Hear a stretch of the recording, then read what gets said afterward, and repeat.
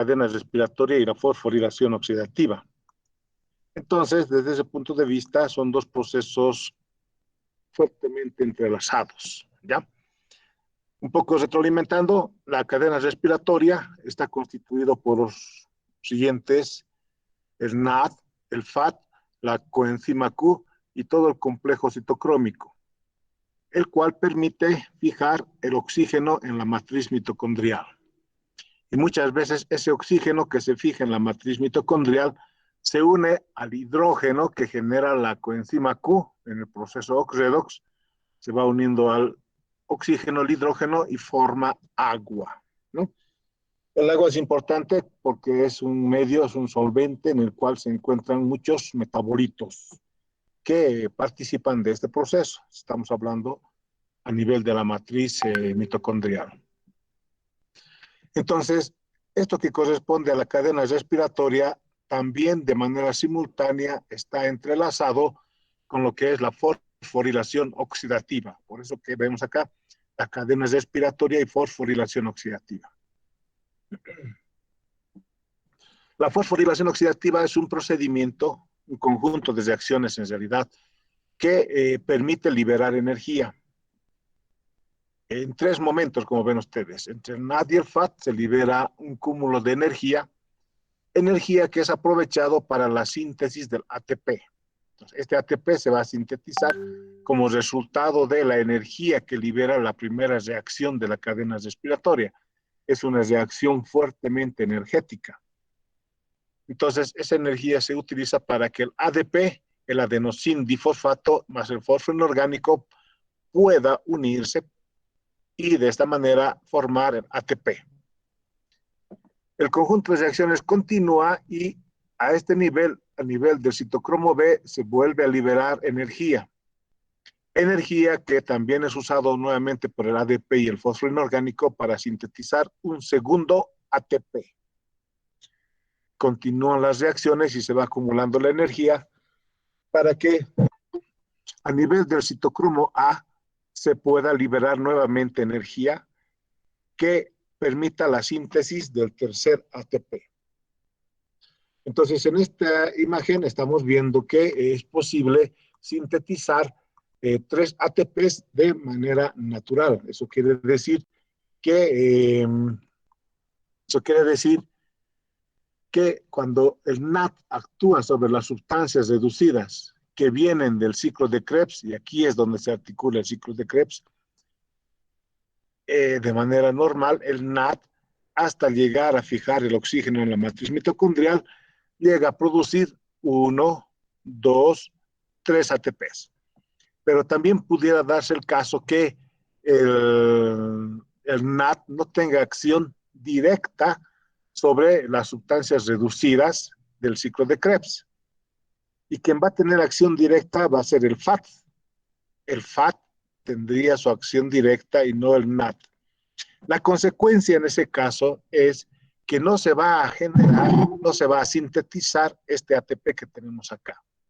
No se sintetiza porque obviamente la cantidad de energía no es la ideal como para que permitan la síntesis del ATP correspondiente. Y a partir del mismo entonces vamos a ver que solamente tenemos 2 ATPs que se sintetizan, 2 ATPs. Entonces les decía, mediante esa descripción, cuando nosotros hacemos el cálculo energético de cualquier reacción, donde se encuentra el NAD, decimos que se están sintetizando 1, 2 y 3 ATPs.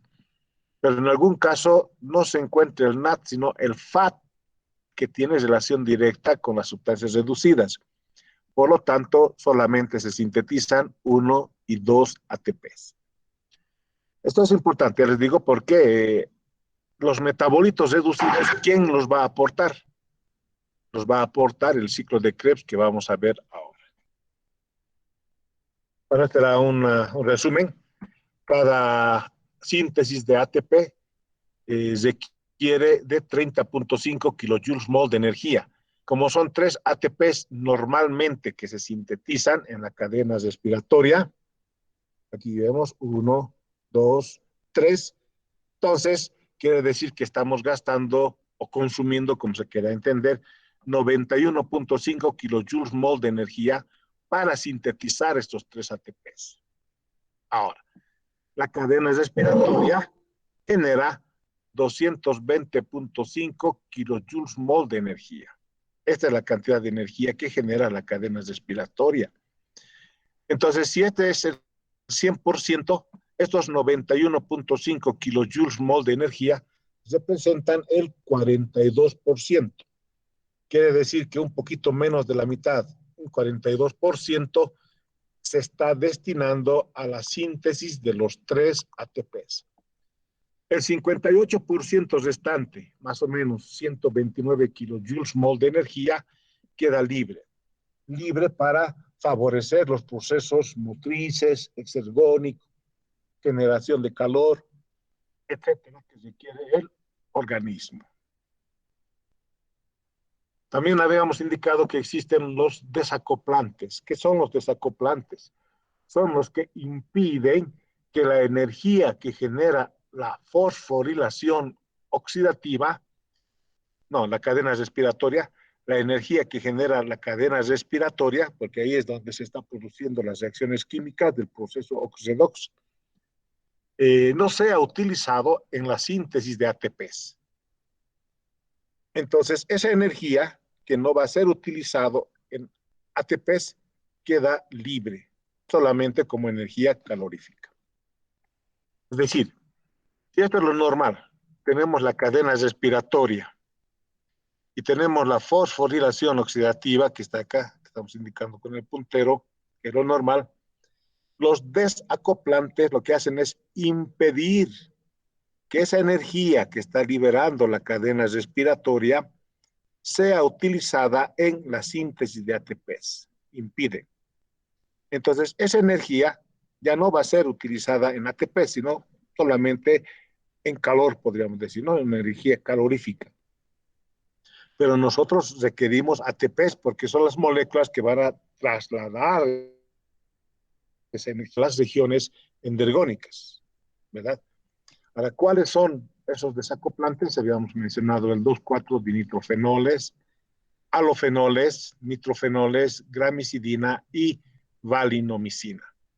Entonces, estos tienen la función de impedir la síntesis de ATPs.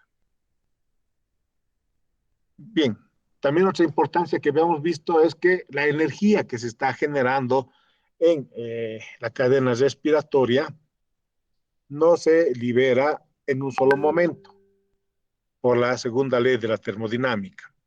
Si toda esa energía, voy a ir nuevamente a este cuadro, si toda la energía se llega a acumular y en un solo momento se libera, pudiéramos ocasionar una entropía celular, un caos celular, ¿verdad?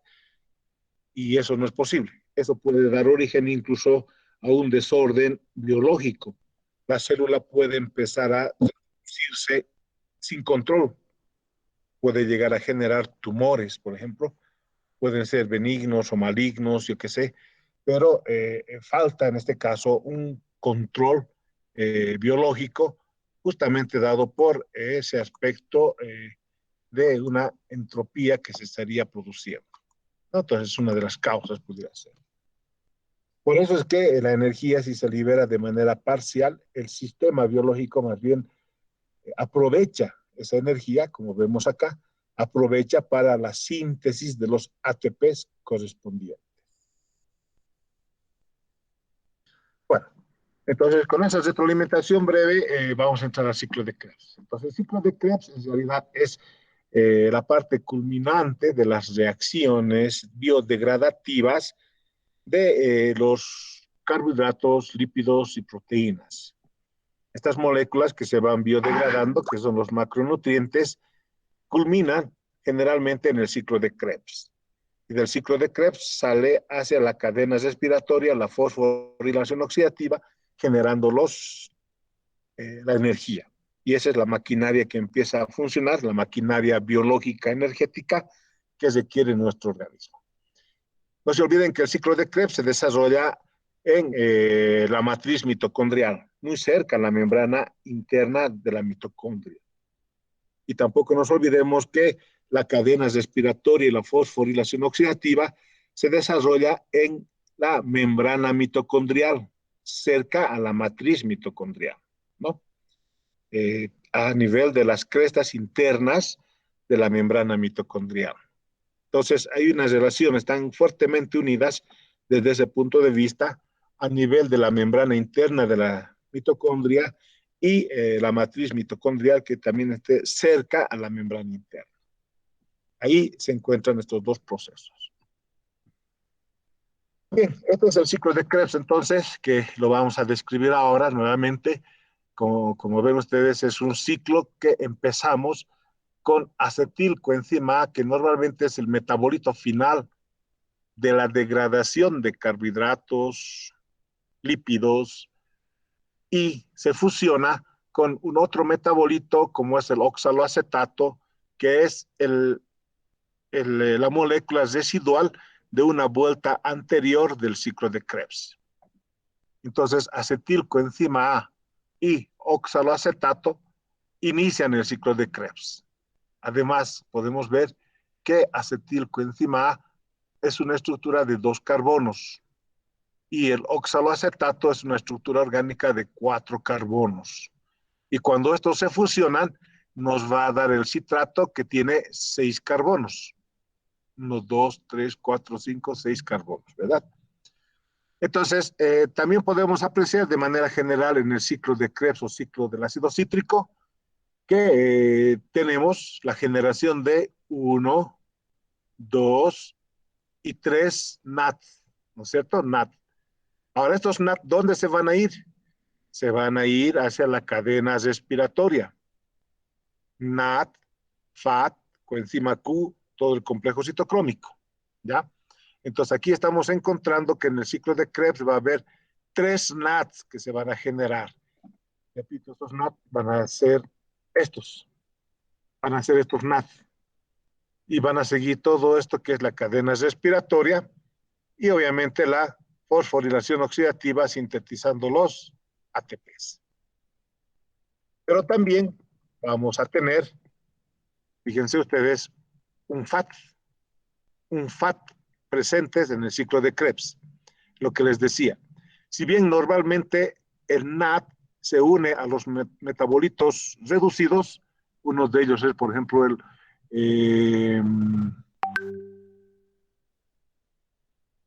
tenemos acá el isocitrato, uno de ellos. También tenemos al alfa-cetoglutarato y tenemos al malato, que son los metabolitos reducidos, sobre el cual actúa el NAT. También tenemos la presencia del succinato, sobre el cual actúa el FAT. Este FAT va a generar 2 ATPs, a diferencia del NAT. Y voy a volver también a este cuadrito, esto es importante. Es como que esta reacción no se produce. Este NAT no se produce. Lo que sí se va a producir va a ser el FAT directamente con el metabolito reducido. Y como ven en el gráfico, como no hay la reacción del NAT, sino del FAT, obviamente esta cantidad de energía no se va a generar y no se va a sintetizar este ATP. Los otros dos sí se van a sintetizar. Por eso decimos, por cada NAT, 3 ATPs y por cada FAT, 2 ATPs. Es como una relación energética que vamos a mantener y enseguida vamos a ver el recuento energético del ciclo de Krebs. Bien, pero también ¿qué apreciamos de manera general en el ciclo de Krebs? 2 descarboxilaciones. Fíjense, aquí tenemos una descarboxilación. Des quiere decir quitar. Carboxilación, carbono quiere decir. Y se está quitando en forma de dióxido de carbono, como ven acá. Es 1. Y aquí tenemos el segundo, dióxido de carbono, ¿verdad? Entonces son 2 dióxidos de carbono que vamos a generar, vamos a quitar del ciclo de Krebs. Entonces, si habíamos indicado, acetilcoenzima A tiene 2 carbonos y el oxaloacetato tiene 4 carbonos, unidas las 2 moléculas por un proceso de ligación, vamos a tener el citrato que tiene 6 carbonos. 1, 2, 3, 4, 5, 6 carbonos. De esos 6 carbonos, aquí eliminamos uno y me queda 5. El alfa-acetoglutarato tiene 5 carbonos, fíjense ustedes. 1, 2, 3, 4, 5. Y aquí tenemos una segunda descarboxilación. Por lo tanto, succinilcoenzima A ya va a ser de 4 carbonos, porque aquí el quinto se está eliminando. 1, 2, 3, 4. Y de ahí en adelante mantenemos 4 carbonos hasta llegar a la formación del oxaloacetato. ¿Ya? Entonces, otra cosa muy importante. Existen 2 descarboxilaciones y 4 deshidrogenaciones. 3 dados por el NAD y 1 por el FAD. Deshidrogenaciones quiere decir quitar hidrógenos. Entonces, el NAD y el FAD lo que hacen es quitar hidrógenos. Y sabemos que mediante ese proceso de quitar hidrógenos, estamos oxidando. No se olviden, la oxidación se da cuando una sustancia orgánica pierde hidrógenos. Eso es la oxidación. Y la reducción es lo opuesto. Ya no pierde hidrógenos, sino gana hidrógenos. Cuando un compuesto orgánico gana hidrógenos, se está reduciendo. Entonces, quiere decir que en el ciclo de Krebs también tenemos reacciones del tipo ox-redox simultáneamente. Bien, a ver, vamos a seguir en detalle entonces estas reacciones. La primera reacción es esta que vamos a ver acá, entre el oxaloacetato y el acetilcoenzima A, se llama condensación. Se van a condensar, se van a unir y va a generar el citrato. Aquí tenemos eso. El acetilcoenzima A, que es el metabolito que viene de la degradación de carbohidratos y lípidos, ¿ya? Se une con el oxaloacetato, que es el metabolito de una vuelta anterior del ciclo de Krebs. Estas 2 moléculas se van a fusionar. La enzima que los une se llama citrato sintetasa. Citrato sintetasa entonces va a unir a estas 2 moléculas y va a dar origen al citrato, que sería entonces una molécula de 6 carbonos. 1, 2, 3, 4, 5 y 6, ¿no? 2, 4, 6 carbonos. Entonces, es la primera reacción. Y fíjense, tiene un delta G de menos 32.2 kilojoules mol, ¿no? Entonces, aquí nos está mostrando también la parte energética. ¿Ya? La segunda reacción a partir del citrato es la formación del isocitrato. Y entre el citrato y el isocitrato hay una molécula intermedia que sería el cisaconitato. Lo que va a ocurrir entonces es que el citrato se va a perder agua. Y cuando pierde agua, ¿qué se llama? Deshidratación. Está quitando agua, está perdiendo agua. Entonces el citrato en una reacción química lo que está ocurriendo es perder una molécula de agua a partir, como ven ustedes, de esta zona rosada, de un hidrógeno y un grupo oxidrilo que se van a fusionar y generan el agua, formando una molécula intermedia que es el cisaconitato. Pero inmediatamente se vuelve a fijar una molécula de agua, por eso dice acá hidratación. Primero se deshidrata y luego se hidrata. Y cuando se hidrata, fíjense, el hidrógeno y los oxidrilos, perdón, ¿cómo se quedan? ¿Cómo llegan a saturar? Si comparamos con el citrato, tenemos que acá está el oxidrilo y el hidrógeno, y aquí se ha invertido. Tenemos el oxidrilo y el hidrógeno, ¿cierto?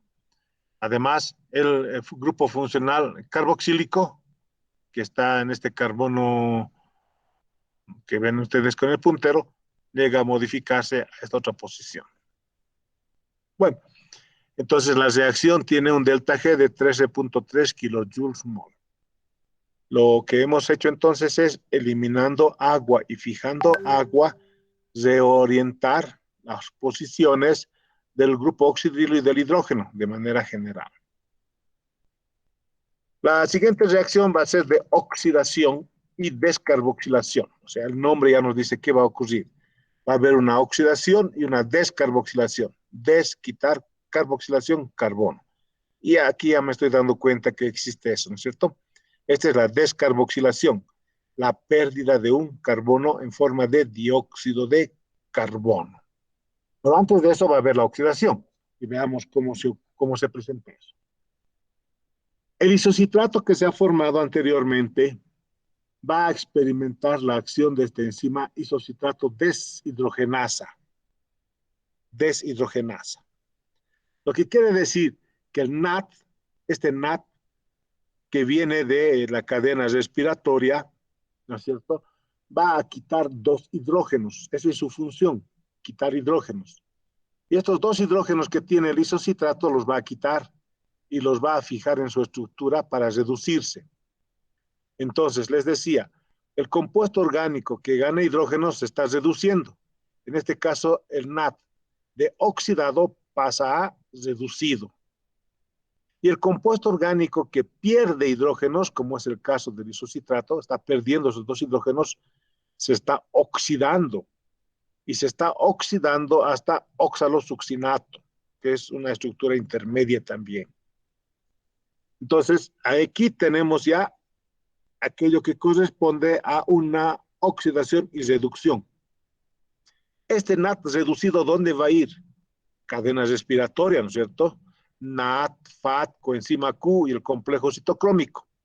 ¿Qué es lo que va a generar? 3 ATPs. Entonces aquí ya se generan 3 ATPs.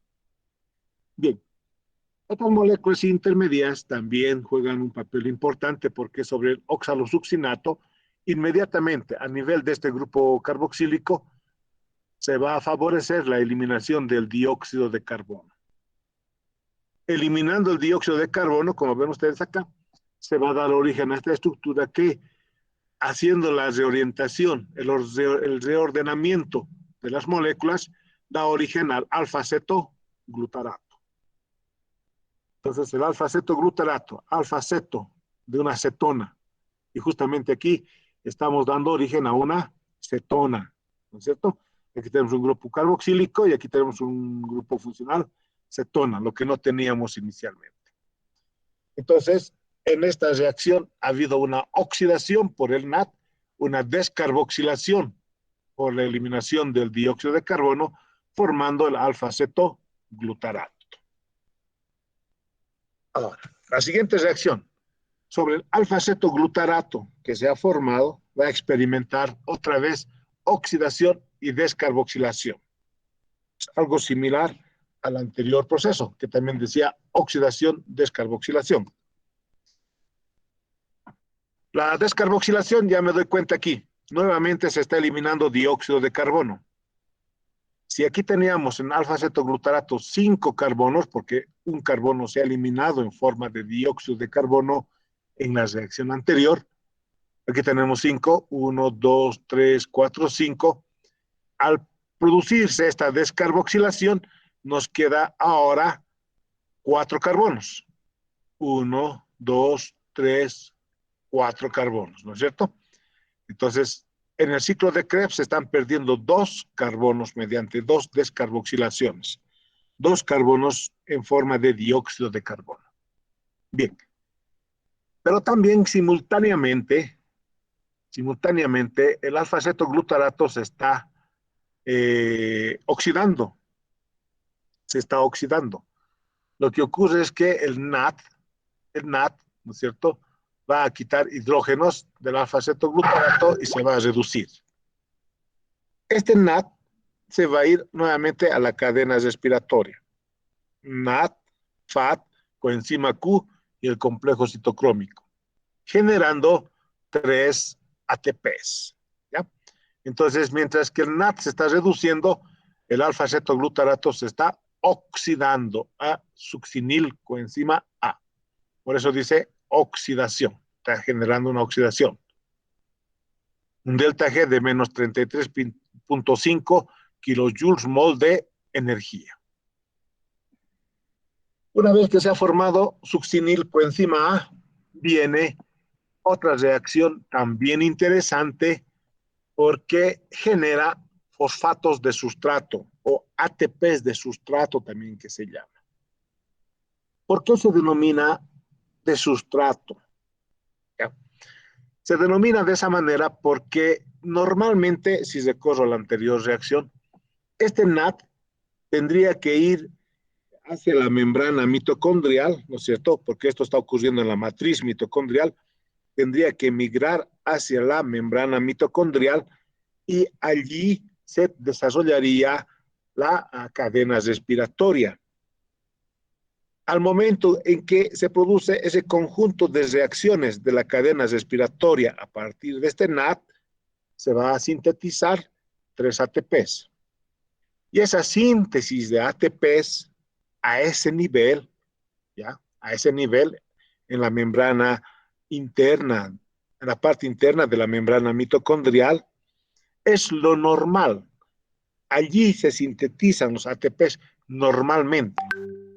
Sin embargo, como en esta reacción, también existe la posibilidad de síntesis de ATPs, obviamente es muy poca, pero existe, que se pueda generar esos ATPs, les decía, no necesariamente en la cadena respiratoria y la fosforilación oxidativa, sino directamente se pueda producir, como en este caso, en la matriz mitocondrial. También hay otros que se producen a nivel del citoplasma, pero en este caso es a nivel de la matriz mitocondrial. Entonces, como el ATP que se va a sintetizar a partir del GTP, guanidín trifosfato, que va a dar origen al adenosín trifosfato, que no necesariamente está siendo sintetizado por la cadena respiratoria a nivel de la membrana mitocondrial, a ese ATP se denomina de sustrato, ¿ya? Que son muy pocos. La gran mayoría, repito una vez más, se genera en la cadena respiratoria. Eso es lo interesante de esta reacción. Entonces, succinilcoenzima A, ¿no es cierto?, va a permitir la síntesis de un nuevo ATP y se va a transformar en succinato. Este succinato va a tener un delta G de menos 2.9 kilojoules mol de energía. Así es, succinato pasamos a fumarato.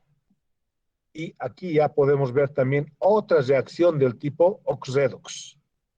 Pero ya no tenemos la presencia del NAT. Es algo nuevo aquí. Tenemos la presencia del FAT. ¿Ya? La presencia del FAT. Y si hablamos de la presencia de FAT, ¿qué es lo que estamos implícitamente considerando? Que se va a sintetizar 2 ATPs. 2 ATPs.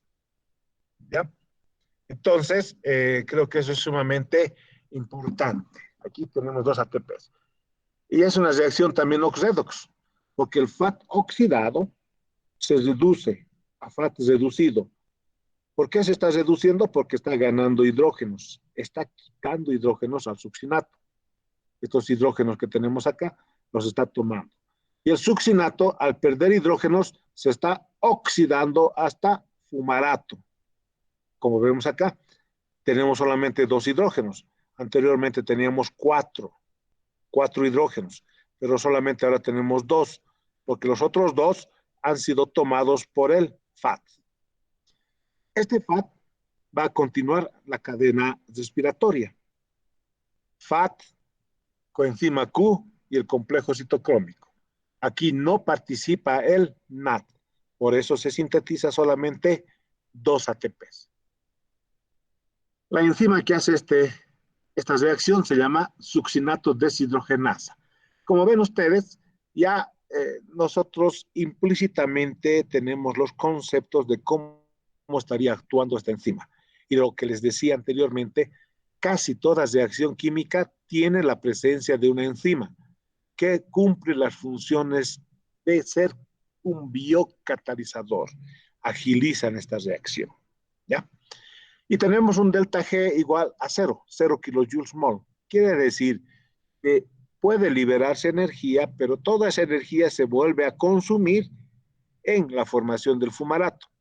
De manera tal que en el balance general de esta reacción no se gana ni se pierde energía. por eso es 0. Bien, continuamos entonces, tenemos ahora la hidratación. Una vez que se ha formado el fumarato, tenemos hidratación, que quiere decir fijar agua. Pero lo va a hacer de una manera parcial, inicialmente oxidrilos y luego hidrógenos. Otra literatura van a ver que directamente de fumarato pasa a malato, obviando este paso intermedio del carbonil trans, un estado de transición, de carbanión, en otras palabras, ¿no? Aquí nos está mostrando por partes, pero por eso dice hidratación, porque también podía ser de esta reacción directamente acá, introduciendo agua, ¿ya? La enzima obviamente es la misma, la fumarasa. La fumarasa va a hacer ese proceso de hidratar y genera el malato con un delta G de menos 3.8 kilojoules mol. Aquí no hay ninguna relación directa con el ciclo de Krebs, porque no tenemos la presencia de NAT o de FAT. Entonces no hay relación. Una vez que se ha formado el malato, tenemos la última reacción del ciclo de Krebs. Y aquí ya vemos la formación del oxaloacetato. El oxaloacetato pudiéramos decir que es un metabolito final del ciclo de Krebs, pero también es el metabolito que va a dar origen a un nuevo giro del ciclo de Krebs, ¿no es cierto? Deshidrogenación. Como se está quitando hidrógenos, obviamente que el NAT oxidado, al quitar estos dos hidrógenos, se está reduciendo. Y a eso hace referencia, deshidrogenación, quitar hidrógenos. Y en el hecho de quitar hidrógenos, está favoreciendo el proceso oxedox. El NAT, al quitar esos dos hidrógenos, se está reduciendo. Por lo tanto, el malato se está oxidando a oxaloacetato. Se dice oxidando porque el malato está perdiendo hidrógenos. Y cuando una molécula orgánica pierde hidrógenos, se está oxidando. La enzima malato deshidrogenasa, ya que favorece esta reacción. Y tenemos un delta G de 29.7 kilojoules mol de energía. Este oxaloacetato ya está listo para poderse unir a acetilcoenzima A y dar inicio nuevamente al ciclo de Krebs. ¿Ya? ¿Qué va a pasar con este NAT reducido? Este NAT reducido va a seguir el ciclo de Krebs, la cadena respiratoria. Va a seguir, ¿no es cierto? NAT, FAT, coenzima Q y el complejo citocrómico, sintetizando 3 ATPs. 3 ATPs. Entonces, voy a volver a... Entonces, hemos podido apreciar que el oxaloacetato se une con acetilcoenzima A generando citrato. Aquí no existe reacción oxedox. Aquí existe una hidratación de citrato a lo que vendría a ser isocitrato, ¿no es cierto? Y a partir de ese citrato, para transformarse en alfa-acetoglutarato, ya existe la primera deshidrogenación acá está la primera deshidrogenación y la descarboxilación. Primera relación con el NAT, que se va a ir directamente a la cadena respiratoria. La siguiente reacción también es de las mismas características, también favorece una descarboxilación y una deshidrogenación. Entonces, el segundo NAT que se va a ir hacia la cadena respiratoria. La siguiente reacción es interesante, les decía, porque se forma el ATP de sustrato, ¿no?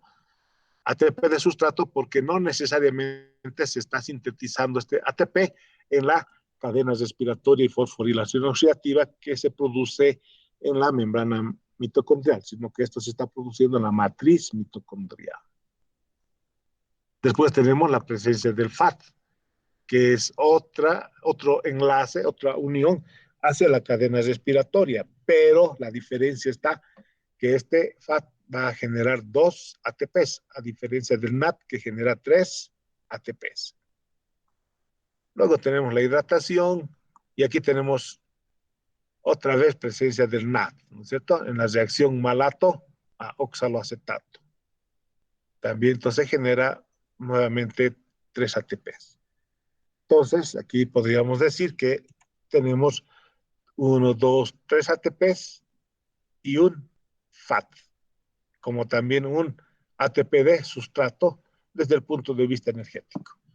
Y entonces esto va a funcionar como un motorcito incansablemente, porque los metabolitos que van a llegar aquí al acetilcoenzima A están en una gran cantidad, aportados por los carbohidratos, que ya los vamos a ver en la glicólisis, como también por las beta oxidaciones en el caso de los lípidos.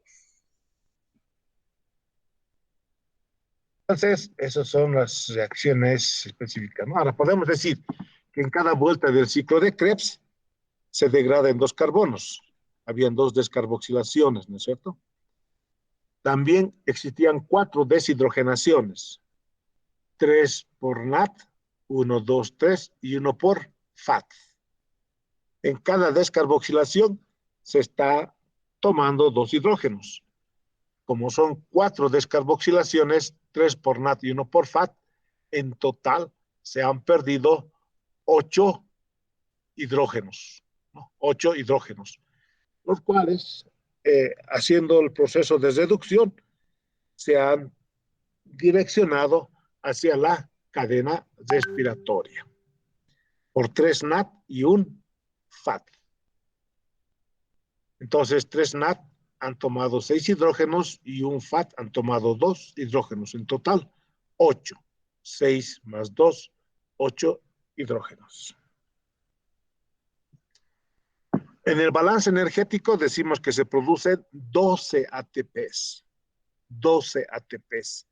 Desde acetilcoenzima A. Pero en alguna bibliografía ustedes van a encontrar que se está produciendo 15 ATPs. ¿Ya? 15. Pero eso es a partir de piruvato. ¿Qué quiere decir? Que entre acetilcoenzima A y piruvato, nosotros hemos visto a partir de acetilcoenzima A, ¿ya? A partir de acetilcoenzima A, hemos visto y vamos a contar 12 ATPs. Para que sean 15, tendría que partir el recuento energético de piruvato. La transformación del piruvato a acetilcoenzima A está favorecida por la acción de un NAT. NAT oxidado que va a pasar a NAT reducido. Y ese NAT reducido que está quitando 2 hidrógenos al piruvato para transformarlo en acetilcoenzima A, se va a ir hacia la cadena respiratoria generando otros 3 ATPs. Entonces, esos 3 ATPs más los 12 que tenemos a partir de acetilcoenzima A, en total vendrían a ser siempre los 15. Está correcto, entonces. Además, el ciclo de Krebs puede generar 209 kilocalorías o, en términos de calorías, 209,000 calorías. De esta cantidad de energía que genera el ciclo de Krebs, el 42%, más o menos 87,600 calorías, se gasta en el propio ciclo de Krebs para que las reacciones puedan desarrollarse, ¿no? Entonces, el 42% de la energía que produce es consumida por el propio ciclo de Krebs. Y el 58% restante va a estar disponible como energía útil o libre. Aquí entonces ya podemos apreciar de una manera más articulada lo que viene a ser el ciclo de Krebs, la cadena respiratoria y la fosforilación oxidativa.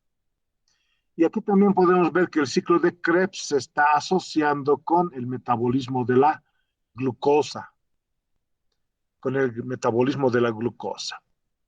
Entonces, la glucosa se va a degradar hasta piruvato. Eso se llama glicólisis, ya vamos a verlo eso.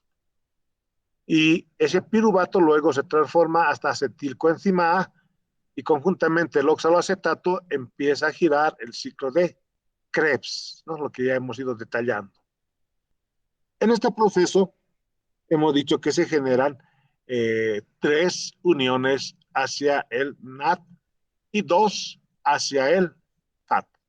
Aquí está entonces 1, 2, 3 y 1 hacia el FAT. Lo que va entonces a traducirse en la síntesis de los ATPs.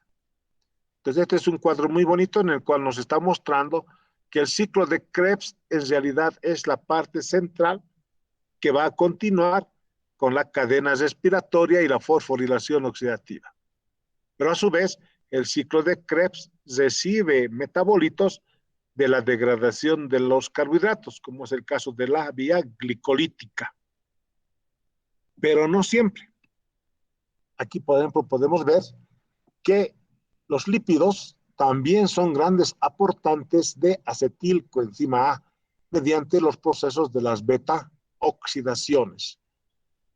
Entonces, los carbohidratos van a generar piruvato, acetilcoenzima A y funciona el ciclo de Krebs con las 4 uniones hacia la cadena respiratoria y la fosforilación oxidativa, que vendría a ser la síntesis de ATPs, ¿cierto? Los lípidos, vamos a ver en el metabolismo de lípidos que generan una inmensa cantidad de acetilcoenzima A, de manera tal que hacen funcionar el ciclo de Krebs, pero a grandes revoluciones. En el caso de las proteínas, no son moléculas muy energéticas. Quiero decir que no son moléculas destinadas a la generación de energía. Son moléculas, son compuestos orgánicos destinados al recambio estructural, las proteínas. Algunas pueden producir energía, pero no es como los carbohidratos y los lípidos. Los mayores generadores de energía son los lípidos. Los que le continúan son los carbohidratos. Y los menos generadores de energía son las proteínas. Entonces, en este organelo, que se lo ve muy pequeñito a nivel del microscopio, hay que tener un microscopio electrónico para poder apreciar, pero aún así hay que tener una buena habilidad para poder ver. Les he mostrado al inicio de este capítulo imágenes de la mitocondria vistas al microscopio electrónico, ¿verdad? ¿Se acuerdan? Este es un esquema que nos muestra y nos da la idea de qué es lo que está ocurriendo. Aquí en la matriz mitocondrial, en este sector, se están produciendo el ciclo de Krebs. Y en esta parte, en las crestas internas, que corresponde a la parte interna de la membrana mitocondrial, se están produciendo la cadena respiratoria y la fosforilación oxidativa. Entonces, este organelo tan pequeñito como es la mitocondria se va a transformar en una suerte de, les decía, como centrales eléctricas, termoeléctricas, porque van a ser los lugares donde se van a generar una inmensa cantidad de ATPs. Y de aquí van a migrar hacia otros sectores, hacia el citoplasma, etcétera, donde otras reacciones químicas requieren de energía.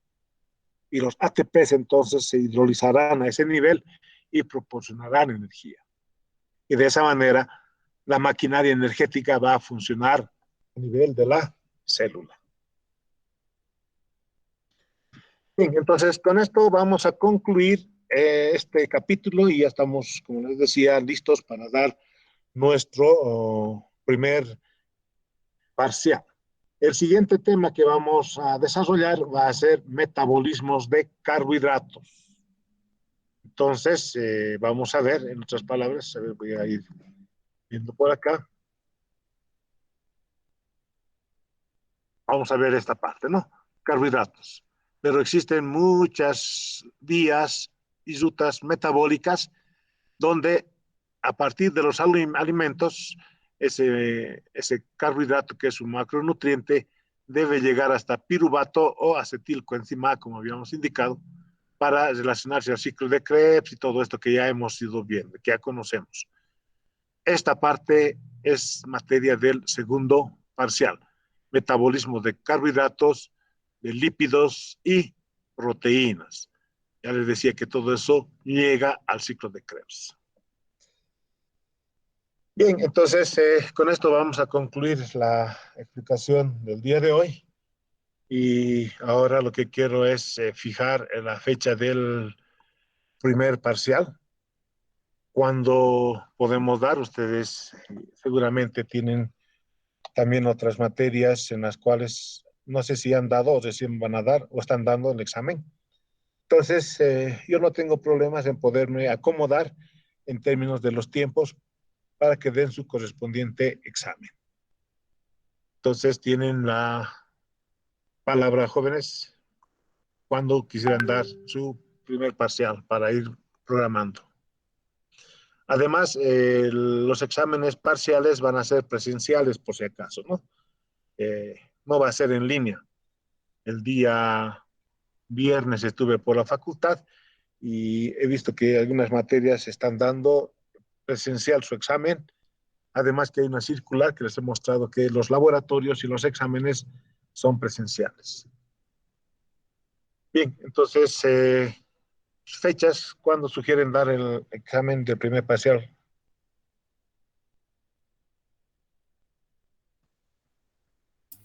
Doctor, ¿podría ser luego de la semana aniversario? Sí, doctor, por favor. ¿Cuándo es la semana de aniversario? ¿La siguiente semana que viene? Sí, doctor. Doctor,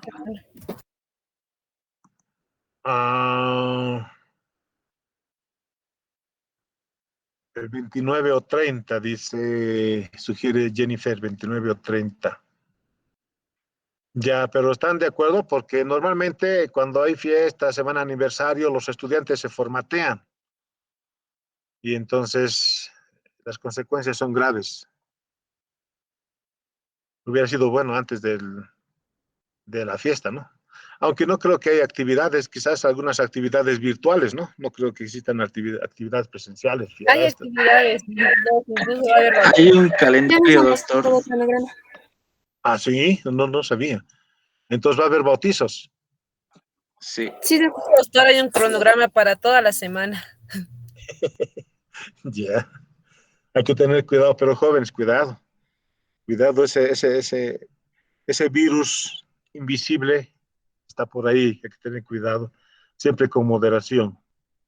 Obviamente uno es joven y también tiene que disfrutar de su bautizo, porque una sola vez se hace bautizar en la universidad. Además dice que es de buena suerte cuando alguien se hace bautizar y bien bautizado, es que le va bien en la universidad, la carrera. Aquellos que no se hacen bautizar o están así, a veces tienen problemas, en algunas materias se aplazan, etcétera. Bueno, indican algunos.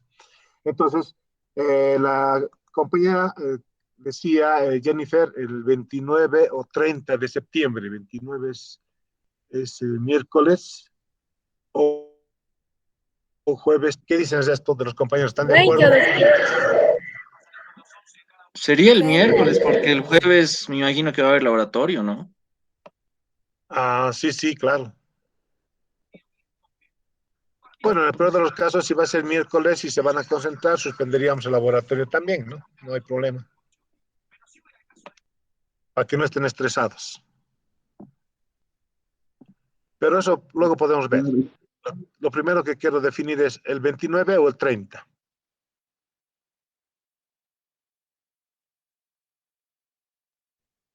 A ver, pueden escribir en el chat entonces. Joel dice el 29, Samar el 30, Jimmy el 29, Luna el 30, Ibrin el... Ahí están empates entre 29 y 30. Mateo dice el 30, Patricia el 30. Doctor, si damos el 30, ¿el laboratorio será igual normal? No, para que no tengan mucha presión, podemos suspender el laboratorio, así que dan su examen más tranquilos y listo, ¿no? Porque si estamos pensando en laboratorio y todo ello, entonces no tiene mucho sentido, ¿no? Creo que la gran mayoría se inclina por el 30. 30 es el jueves, ¿no? Ya, entonces el examen daríamos el jueves 30 de septiembre, impostergable, ojo, ¿ya? Lo estamos definiendo aquí en clases. A mí me gusta definir en clases con los estudiantes y eso ya no se mueve más. Ni aunque ocurra cualquier fenómeno medio extraño, paranormal, yo qué sé, igual vamos a dar nuestro examen. ¿Está bien? Doctor, ¿y la presentación de los informes del primer y segundo laboratorio? Eso con calma. Yo pensé que lo había subido, pero creo que lo he pasado a los de, les he subido el informe a los de agronomía.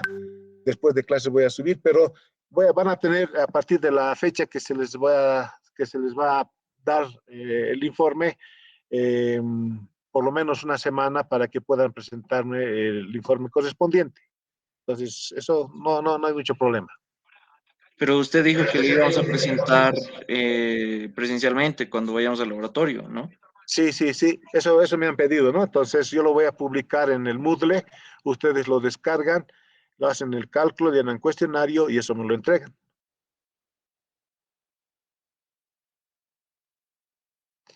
¿Sí? Entonces, estamos quedando el examen para el 30 de septiembre. Eso ya no se mueve.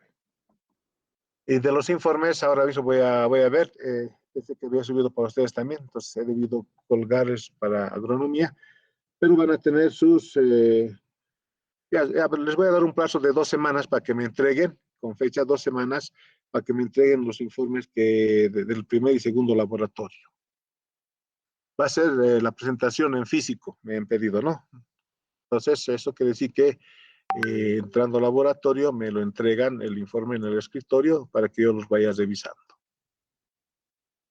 Bien, si no hay más consultas, quedamos acá entonces, jóvenes, y mañana empezamos con metabolismo de carbohidratos.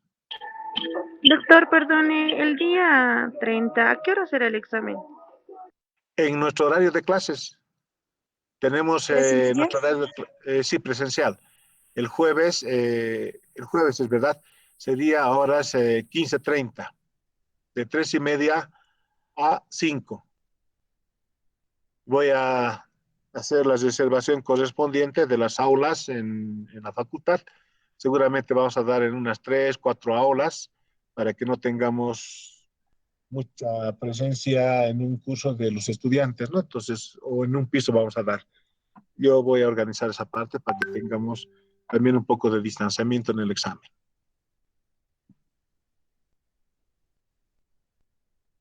Bien, si no hay más consultas, entonces, jóvenes, quedamos acá y mañana empezamos con metabolismo de carbohidratos.